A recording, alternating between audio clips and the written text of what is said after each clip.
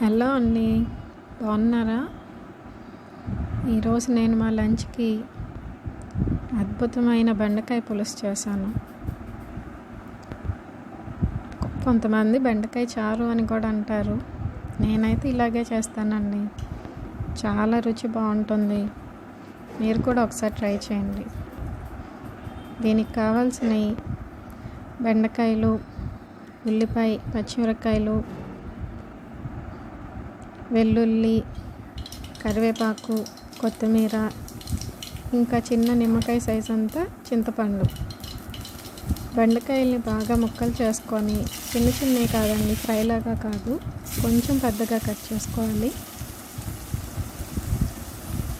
పొయ్యి మీద బాండీ పెట్టుకొని తాలింపు వేసుకోవాలండి. ఫస్ట్ ఆవాలు, జీలకర్ర, వెల్లుల్లి, కరివేపాకు వేసుకొని వేగాక ఉల్లిపాయ, పచ్చిమిరపకాయ ముక్కలు వేసుకోవాలి. అవి కొంచెం మగ్గాక బెండకాయ ముక్కలు వేసుకొని 5 minutes మగ్గించాలండి. తర్వాత పులుసు పోసుకొని 2 గ్లాసులు వాటర్ కూడా పోసుకున్నానండి.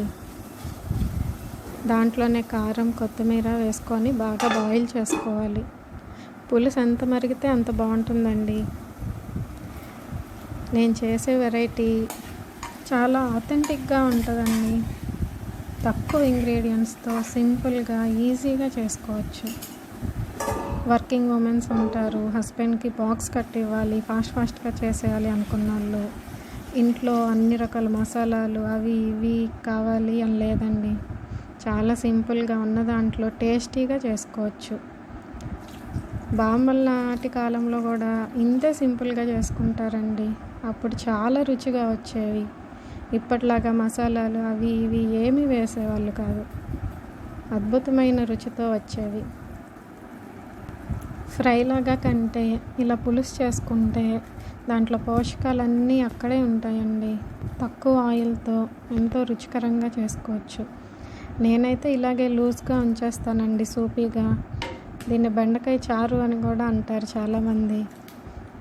నా స్టైల్ బెండకాయ పులుసు మీరు కూడా చేసుకొని రుచి చూసి ఎలా ఉందో నాకు చెప్పండి. సబ్స్క్రైబ్ చేసుకోండి. ఇలాగే మంచి వీడియోస్ ఇంకా పెడుతూనే ఉంటాను. మీ సపోర్ట్